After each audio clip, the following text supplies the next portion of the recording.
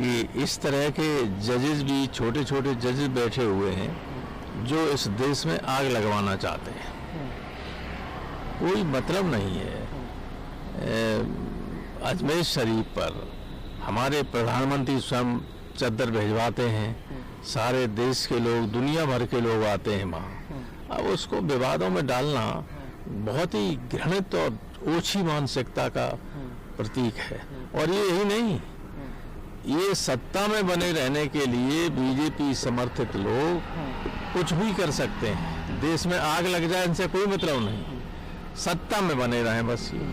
Sir, सत्ता के सवाल पर अखिलेश यादव जी ने कहा है कि जिस तरीके से अधिकारियों पर दबाव डालकर चुनाव जीता गया है वो पूरी तरीके से अनैतिक है। अब कोई डेमोक्रेसी बची नहीं भाई।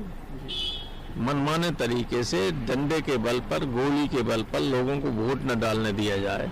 ये संभल में तो सिर्फ जो पुनरकी और मीरापुर में और अन्य जगहों पे इन्होंने गुंडई की थी पुलिस के बल पे चुनाव जीतने के लिए, उस पर चर्चा न हो, उससे लोगों का ध्यान हटाने के लिए इन्होंने ये करवा दिया संभल को।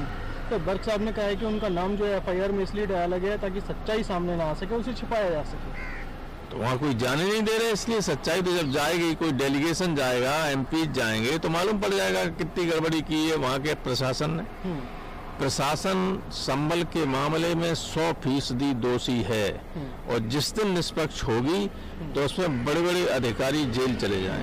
सर, इसमें आज आना था, वक्फ बिल आना था, लेकिन उसके लिए जेपीसी ने टाइम मांग लिया, नहीं आ रहा है, क्या कहेंगे सर? ऐसा है कि वो इतना महत्वपूर्ण बिल है जी कि उस पर तो एक आध साल में चर्चा हो ही नहीं सकती, पूरी हो ही नहीं सकती। अगर जल्दबाजी में रिपोर्ट दे देते तो वो ठीक नहीं था। तो सर, क्या आज फिर संभल का मुद्दा और अजमेर शरीफ का मुद्दा रहेगा आपके पार्टी के एजेंडा पर? संभल का तो, अजमेर शरीफ का तो बाद में मेरी जानकारी में आया, लेकिन उठेगा तो संभल का तो मैं नोटिस दे ही चुका हूँ, फिर दे दिया हूँ। आज फिर सदन की कार्रवाई रोक के संभल पर चर्चा के लिए देखे क्या करते। कि इस तरह के जजेस भी, छोटे छोटे जजेस बैठे हुए हैं जो इस देश में आग लगवाना चाहते हैं। कोई मतलब नहीं है। अजमेर शरीफ पर हमारे प्रधानमंत्री स्वयं चद्दर भिजवाते हैं, सारे देश के लोग, दुनिया भर के लोग आते हैं वहाँ। अब उसको विवादों में डालना बहुत ही घृणित और ओछी मानसिकता का प्रतीक है।